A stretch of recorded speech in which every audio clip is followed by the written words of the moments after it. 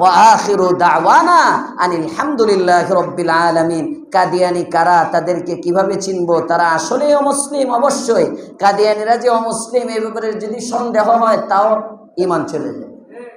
ঈমান চলে যাবে, ওরা আহমদিয়া মুসলিম জামাত, আহমদিয়া মুসলিম জামাত। তারা গুরুদাসপুর ভারতের গুরুদাসপুর, এটাও দাদাদের। যত সমস্যা সব দাদার দেশ থেকে আমদানি। যত সমস্যা আমদানি কোত্থেকে? আস্তে আস্তে কয় আমদানি কোত্থেকে? এই কাদিয়ানির উৎপত্তিও ভারতের গুরুদাসপুর জেলায়। হ্যাঁ, মির্জা গোলাম আহমদ কাদিয়ানি কানা। মির্জা গোলাম আহমদ কাদিয়ানি কানা। না শিকল আছে, না আকৃতি আছে, না আকল আছে, না বিবেক বুদ্ধি আছে, কোনো কিচ্ছুই নাই। মরছে কোন জায়গা? টাকটির মধ্যে পড়ে, টয়লেটে। কত বড়! শুনেন, হাদিসের মধ্যে আসছে নবীগণ যেখানে মারা যাবে ওখানেই তার কবর হবে। নবীগণের লাশ নেওয়া যায় না। সুতরাং মির্জা গোলাম আহমদ কাদিয়ানির যদি তাদের ঘোষণা অনুযায়ী নবী ধরা হয়, তাদের নবী, তাহলে ওনার রওজায়ে আতহার কোনটা? পায়খানার ফ্যাক্টরি। বুঝেন নবীটা কেমন? আল্লাহ হেফাজত করুক, বলেন আমিন। আল্লাহ তাআলা বিভিন্ন সিয়াক সাবাক দিয়ে বুঝাইছেন। এরপরেও যদি না বুঝেন তাহলে তো আমরা তো বুঝি কাদিয়ানি কাফের। আজকে জুমাতেও আলোচনা হয়েছে, জুমার বয়ান শুনে নিলে আশা করি অনেকটা হল হয়ে যাবে। এরপরে এই সম্পর্কে বাজারে অনেক বই পাওয়া যায়। আর সর্বোপরি আগামীকালকে খতমে নবুয়ত প্রোগ্রাম, যাচ্ছেন তো ইনশাআল্লাহ? আস্তে আস্তে হয়ে যাবেন ইনশাআল্লাহ। গাড়ি ভরবো তো? এই যে 8 নম্বর রেল লাইনের এখানে 3টা বাস থাকবে ইনশাআল্লাহ। আপনাদের ভাড়াও লাগবে না, ভাড়ার ইন্তজাম হয়ে গেছে। আপনাদের মেহমানদারির জন্য খাবারের ইন্তজামও হইতেছে, 1 টাকাও দিতে হবে না। 150 মানুষের খাবারের ইন্তজাম হইতেছে। এরপরে একটু ভারী খাবারের ইন্তজাম হবে, পাকশাক হবে। এর মধ্যে আমাদের আব্দুল মালিক সাহেব আবার শুকনা বিস্কুটও নিয়ে আইছেন, 8 কেজি না 10 কেজি মনে হয়, বিশাল বিস্কুট। পর্যাপ্ত পানিও আলহামদুলিল্লাহ চলে আসছে। এই সাহাবায়ে কেরাম পানি ছাড়া খেজুর নাই। আহারে, গজওয়ে তাবুকের মধ্যে যখন যাইতেছেন, এক সাহাবী আরেক সাহাবী গরম বেশি রাস্তায় চলতেছেন। কিছু দূর যাওয়ার পরে সবাই একটা করে খেজুর খাইতে পারে না। আমি সাহেব কয় 2 জনে মিলে একটা খাও। কিছু দূর যাওয়ার পরে কয় সফর তো লম্বা, 3 জনে মিলে একটা খাও। হাত্তাকে খেজুর শেষ হয়ে গেছে, খেজুরের আটিগুলো রেখে দিছে। এই বিচিগুলো যখন ক্ষুধা লাগতো সাহাবায়ে কেরাম মুখে নিত, কতক্ষণ চুষতো, পানি আসতো, ওই পানিটা গিলে, লালাটা গিলে আবার খেজুরের বিচিটা বাইর করে রেখে দিত। এত কষ্ট করে মদিনার থেকে 1000 মাইল দূরে গজওয়ে তাবুকের মধ্যে গেছেন ইলায়ে কালিমাতুল্লাহর জন্য, আল্লাহর জমিনে আল্লাহর দ্বীনকে বুলন্দ করার জন্য। তারা পিছপা হন নাই। আর আমরা গাড়ি ভাড়া লাগবে না, খাওন লাগবো না, সব কিছু রেডি।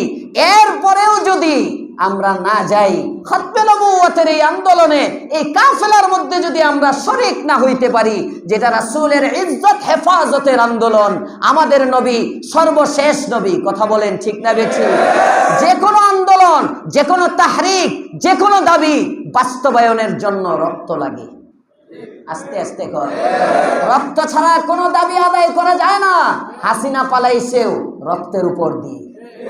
যে কোনো আন্দোলন আদায়ের জন্য রক্ত লাগে। পাকিস্তানে কাদিয়ানীদেরকে কাফের হইছে, কাফের ঘোষণা হয়েছে রাষ্ট্রীয়ভাবে, এমনি হয় নাই। দফায় দফায় দফায় দফায় 40,000 মুসলমানের রক্তের উপর গড়ায়া কাদিয়ানীদেরকে পাকিস্তান সরকার অমুসলিম ঘোষণা করতে বাধ্য হয়েছে। আমরা বাংলাদেশে রক্ত দেওয়া না, অন্তত 40 লক্ষ মুসলমান যদি শান্তিপূর্ণ আন্দোলন করতে না পারি, কি জবাব দিব আল্লাহর কাছে? এজন্য আমার উদাত্ত আহ্বান থাকবে, সবাই কালকে কোনো কাজ নাই, ব্যবসায়ী দোকান বন্ধ, চাকরিজীবী চাকরি বন্ধ, সব বাদ দিয়ে আমাদের মাদ্রাসায় ক্লাসও বন্ধ থাকবে। উস্তাদরা সারা বাংলাদেশের সমস্ত কওমি মাদ্রাসাগুলো বেফাক বোর্ড থেকে বন্ধ ঘোষণা করা হয়েছে। ওলামায়ে কেরাম যাবে। আপনি মনে করেন না আপনি না গেলে লোক হবে না? হ্যাঁ, ঠকবেন আপনি। কাল কিয়ামতের মাঠে নবী যদি জিজ্ঞাসা করে, নাই আমার ইজ্জত নিয়ে, আমার মহরে নবুয়ত নিয়ে, আমার খতমে নবুয়তের উপর যারা কলঙ্ক লেপন করতে চেয়েছিল, তাদের বিরুদ্ধে যখন উলামায়ে কেরাম ডাক দিয়েছিল, তুই কি বের হয়েছিলি? তুই কি গিয়েছিলি? ওই দিন যদি রাহমাতুল লিল আলামিন জিজ্ঞাসা করে বসেন, হাউজে কাউসারও শেষ, শাফাআতও শেষ। কথা বলেন ঠিক না বেঠিক? হ্যাঁ, দাবি আদায়ের এটাই সময়। আমি যদি থাকতাম নেতৃত্বে, নেতা তো হইতে পারবো না জানি, আর হওয়ার শখ নাই। আমি যদি থাকতাম তাহলে আমি গিয়ে কইতাম বসছি যতক্ষণ পর্যন্ত দাবি আদায় না হবে ততক্ষণ পর্যন্ত উডাউডি নাই। বাকি হিম্মত এরকম করবেন, এমন আদেশ মনে হয় আসবে না, জাস্ট একটা মুজাহারা হবে, উলামায়ে কেরাম কিছু সরকারের কাছে দাবি দাওয়া নিয়ে শেষ হয়ে যাবে শহর। আপনারা ডরায়েন না, কিন্তু আবেগটা এমন নিয়ে যাইবেন, আবেগটা এমন নিয়ে যাইবেন, যদি বৈশা যাইতে হয় বৈশা যাব, জান দিতে হলে জান দিব, খতমে নবুয়তের দাবি আদায় করেই ছাড়বো ইনশাআল্লাহ। এমন হিম্মত আছে তো ইনশাআল্লাহ? হিম্মতে মর্দানা চাহিয়ে, আল্লাহ আমাদেরকে কবুল করুক, আমিন। ইনশাআল্লাহ দেখা তো হবে না, আমি যাবো মাদ্রাসার জামাতের সাথে, আমি মাদ্রাসার থেকে বাকি মাঠে গেলে কারোর সাথে দেখা হইতেও পারে, আমার কাফেলা কই যাবে, ওখানে লক্ষ লক্ষ মানুষের ভিড়ে কে কাকে খুঁজবো। বাকি এমন না হুজুর আমরা তাশকিল করে নাই, আমি যাবো সবার আগে, ফজর পইরাই ইনশাআল্লাহ রওনা করবো মাঠে, যত কাছাকাছি যাইতে পারি। কারণ আমার উস্তাজে মুহতারাম দারুল উলুম দেওবন্দের মুহতামিম সাহেব মুফতি আবুল কাসিম নোমানী সাহেব হজরত আসবেন, হজরতের কাছে সুনানে তিরমিজি পড়ছি। হ্যাঁ, হজরত অত্যন্ত বুজুর্গ মানুষ, হ্যাঁ, হজরত আসবেন, হজরতের জিয়ারতেও যাওয়া দরকার ইনশাআল্লাহ। যতটা কাছে থাকার চেষ্টা করা যায় চেষ্টা করব। আপনারাও যাবেন ইনশাআল্লাহ। তিনটা গাড়ি ভরতে মাত্র 150। আমার এই তফসিরের শ্রোতাগুলো যদি সব যায় 7টার সময় 8 নম্বরে, তো জুমার মানুষ আর জায়গা পাইব না। কথা বলেন না কেন? ইনশাআল্লাহ কালকে জুড়বেন তো সবাই ইনশাআল্লাহ। আল্লাহ তৌফিক দান করেন। মা বোনরা যারা আছেন, স্বামীর শীতের দিন লেপের তলেতে উড়িয়ে দিবেন। এই যাও নবীর আন্দোলনে যাও। সাহাবায়ে কেরাম যেমনি ভাবে নিজের সন্তানগুলোকে পাঠিয়ে দিতেন, আগামীকালকে এটাই সময়, মা আপনার 12 বছরের ছেলে, 15 বছরের ছেলে, 18 বছরের ছেলে ঘরে আছে, তাকে পাঠান কালকে, বাবা যাও তোমার আব্বুর সাথে যাও। সাহাবায়ে কেরামের স্ত্রীরা তো সন্তানকে কাফনের কাপড় পরায়া যুদ্ধের ময়দানে পাঠিয়ে দিতেন। আমি যুদ্ধের ময়দানে পাঠাইতে পারলাম না, কিন্তু ময়দানে মাহশরে বলবো, নবী গো যুদ্ধের ময়দানে পাঠানোর কাহিনী শুনতাম, তাদের সাথে মিল রাখার জন্য আমার ছেলেটাকে আপনার ইজ্জত হেফাজতের আন্দোলনে সরোয়ার দিতে পাঠাইছিলাম। হতে পারে গো মা আপনাকে শহীদের তালিকায় আল্লাহ তাআলা উঠিয়ে দিবে ইনশাআল্লাহ। এটা অনেক ঈমানি। আমি কিভাবে বুঝাইলে আপনারা বুঝবেন জানি না, আমার বুঝানোর সেই আবেগ নাই, আমার জবানের মধ্যে সেই ভাষা নাই। খতমে নবুয়তের এই তাহরিক কি পরিমাণ ঈমানি তাহরিক। অনেক তবলিগের সাথীরা, অনেক দাওয়াত তবলিগের সাথীরা আছে যারা একটা চিল্লার জামাত আসলে, একটা 3 দিনের জামাত আসলে, 10 দিনের একটা জামাত আসলে এক বেলা মেহমানদারি করে 8,000 টাকা খরচ করে, 10,000 টাকা খরচ করে। ও বাবা, ওই 10,000 টাকার চেয়ে আগামীকালকে যদি আপনি খরচ করেন কোটি কোটি গুণ বেশি সওয়াব হবে। এই আন্দোলনের চেয়ে কালকের আন্দোলন অনেক ভারী, এটা বুঝানোর মতো না। আল্লাহ বুঝবার তৌফিক দিয়ে দাও, বলেন আমিন। ওয়া আখিরু দাওয়ানা আনিল হামদুলিল্লাহি রাব্বিল আলামিন। স্বামী স্ত্রী জামাতে নামাজ পড়ার নিয়মটা কি? স্বামী স্ত্রী যদি জামাতে নামাজ পড়ে, স্বামী সামনে দাঁড়াবে, বরাবর স্বামীর পিছনে স্ত্রী দাঁড়াবে। মনে থাকবে ইনশাআল্লাহ, পাশাপাশি না, বরাবর পিছনে। ড্রপ শিপিং বিজনেস কি জায়েজ? মানে ড্রপ শিপিং মানে কি? এটা উত্তর আগামী সপ্তাহে মনে আমি একটু মোতালা করে, ইংরেজি তো এটা কি কয়, আমি ইংলিশ বুঝি না, কয়েকদিন কইছি। এখন কিছু আছে এটি বাংলাও নাই, এটি ইংলিশে কম লাগে। হ্যাঁ, আগামী সপ্তাহে এটার উত্তর বলে দেব। জানাজার সালাতে তাকবীর দুটো পাইনি, সালাম ফিরিয়ে ফেলেছি, আমার কি জানাজার নামাজ আদায় হয়েছে?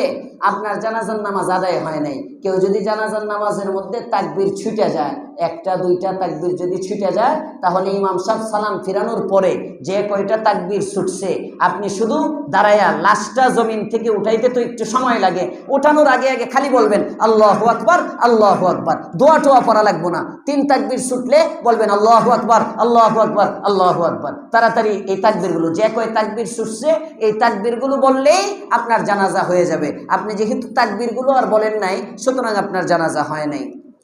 আসসালামু আলাইকুম। ওয়ালাইকুম আসসালাম। আমি সুমি, আপনার মাদ্রাসার একজন সদস্য। আমার ভাইয়ের ছেলে আব্দুর রহমান অনেক অসুস্থ, 6 মাস বয়স, তার জন্য একটু দোয়া করবেন। আল্লাহ তাআলা ওনার ভাতিজাকে সুস্থ করে দেন, এই বেচারিকে আল্লাহ তাআলা একটা নেক সন্তানের মা বানায় দেন। সবাই জোরে বলেন আমিন। অনেক দিন হয়েছে, বিয়ে হয়েছে, এখনো মা হইতে পারে নাই। মাদ্রাসার বদরি সদস্য, আল্লাহ তাকে মা হিসাবে কবুল করেন। হুজুর আমার মেয়ে বিবাহযোগ্য, অনেক বছর ধরে বিবাহের চেষ্টা করছি, কিন্তু শেষ মুহূর্তে আর হয় না। কাজ দিলে আপনার মুসল্লিদেরকে নিয়ে দোয়া করবেন। মেয়ের নাম ইসরাত জাহান, 500 টাকা মাদ্রাসার জন্য দান করছেন। আল্লাহ তাআলা নেক রিশতার ব্যবস্থা করে দেন। ইস্তেগফার করি।